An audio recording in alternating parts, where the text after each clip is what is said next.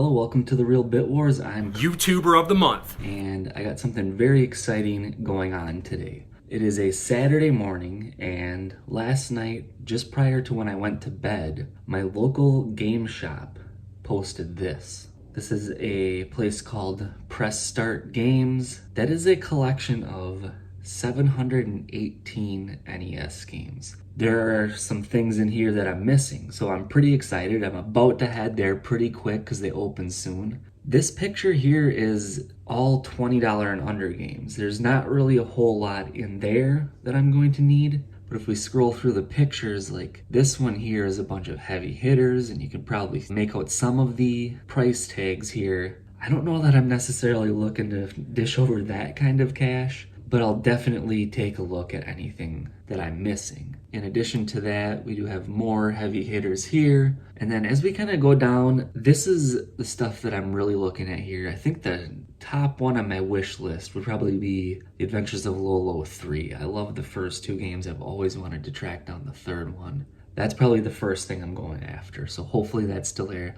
I'm anticipating there's probably going to be a little bit of a line. It's going to be a free-for-all. There will be a lot of people in there. I'm not one to elbow my way through a crowd. Like, I'll sit there and wait my turn, and I might miss out on some things because of that. But with 25 games in this lot that I don't have, I'm feeling pretty confident I'm going to come home with something. I'll show you the rest of the pictures here. Some of the things I'm missing, like Toki I don't have, Kicks, Crash and the Boys. So there's some stuff in here. And that's just the official North American games. If I scroll further here, we will eventually get to some unlicensed stuff that I don't have as well. And almost every one of these pictures, there's like a game or two that I don't have. So this is pretty exciting stuff here. Then we have some complete in box stuff. I'm hoping that distracts a few people. I'm not interested in complete in box, so maybe the bulk of the crowd will kind of head over towards those, and I'll be able to sneak my way in by the loose carts a little bit easier. I keep showing you here too, there are some reproductions, CIB, near the end of this as well, like California Raisins and Dr. Franken. Not interested in those. I would love loose cartridges of them, but so I'm gonna head there right now and give you an update once I arrive at the store.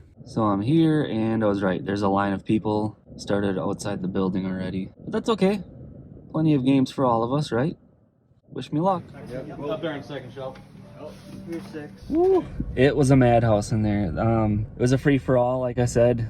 People just kind of went in there. A guy actually just complete his NES set just now in there. He got the games he was missing. I don't know what he bought, but yeah, that's pretty exciting. I came away with some stuff that I really wanted, and including the one that was at the top of my wish list as far as a game that I really want to play, not just collect. So I will go home and show you what I picked up.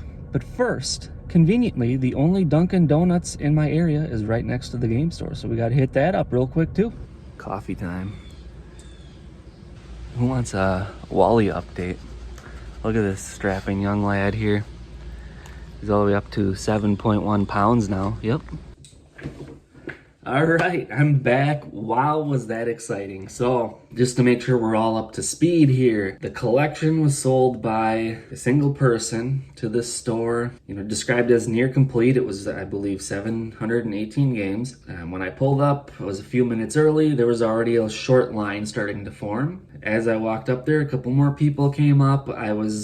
When they opened the doors, I was the last guy in line. There were like 10 of us total. But then when they opened the doors, we all just went in, and there was no rhyme or reason. Just whoever walked up to the games first just started asking for things, and they just went through the customers one by one. Some of the things that were on my wish list I saw kind of getting knocked off one by one, people asking for them. One of them that hurt was Kicks. That game just eludes me, and I really like that franchise. It's the most simple concept there is, but those are fun games. The game that I had at the top of my list, I did come home with. Now, these were not like the most expensive ones of the bunch or anything like that. There were just certain ones that I thought, price-wise, they would be the ones I would go after to try and keep it limited. I don't want to just go in there and spend a ton of money. Speaking of which, one of the guys ahead of me walked up and said, as long as I keep it under 8 grand, I'm okay. Literally, that's what he said. So he just started going one by one through, and he was like, I think the first guy they helped. So it was like, oh crap, here we go. Nothing will be left now. And thankfully, he didn't take everything, and most of the stuff he did take was stuff that was like out of my price range that I wasn't really looking to get. Perhaps if all of the cheaper ones were gone, I might have maybe just gotten like one more expensive game or something, but I didn't build my collection by just forking over money. I've been slowly chipping away at this for like 15 years now. It's not my style to just throw money at someone and say, here, give me the games I need. So I got some decent deals. They priced their things fairly here. I did look at price charting last night just to make sure that they had them all listed properly, and they usually do there.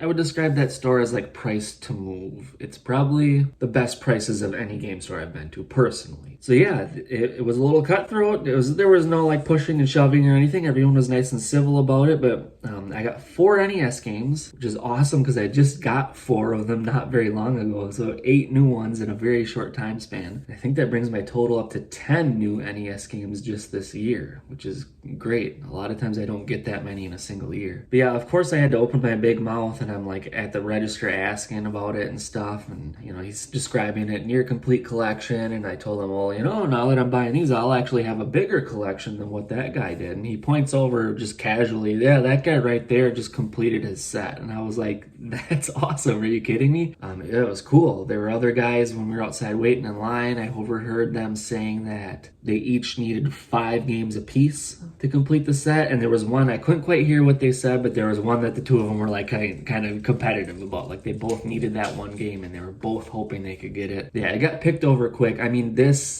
store opened and within 10 minutes people had spent thousands. So some of these might even surprise you that I don't have them yet, but that's okay. So I'll get started here. Here are the 4 games I picked up. Galaxy 5000. This is one of those that always surprises me myself when I think, oh yeah, I don't have that. Quite possibly might have been the most common game I was still missing.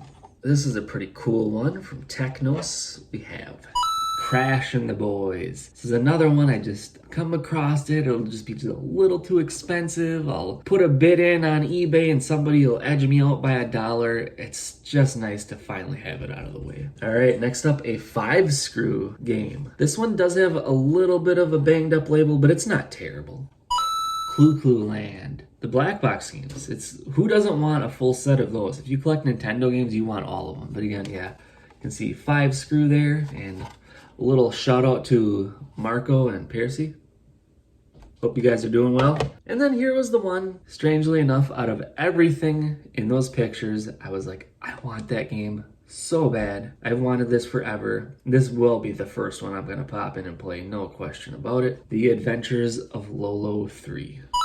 Yes, this series is awesome. Now I just gotta start working on the Agarland ones, which is what it was called in Japan. But I finally have the trilogy of Lolo games for the NES.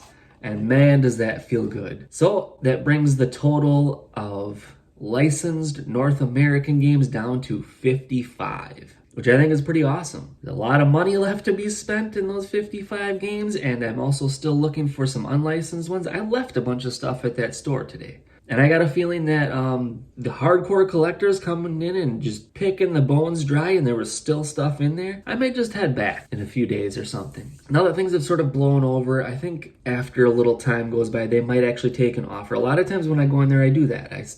Is that a hard price or will you take less? And they've shaved a few dollars off on games for me many times in there. They're very cool about that. Shout out to Zach, the guy who runs the place. Press Start Games. He's a very cool guy. Really helped me with my Intellivision collection and many other things. So yeah, I'm gonna head back in there because I did leave plenty of unlicensed games in there. We're getting there, folks. I'm slowly working at this NES set. Hopefully someday I can complete it. Thanks for watching.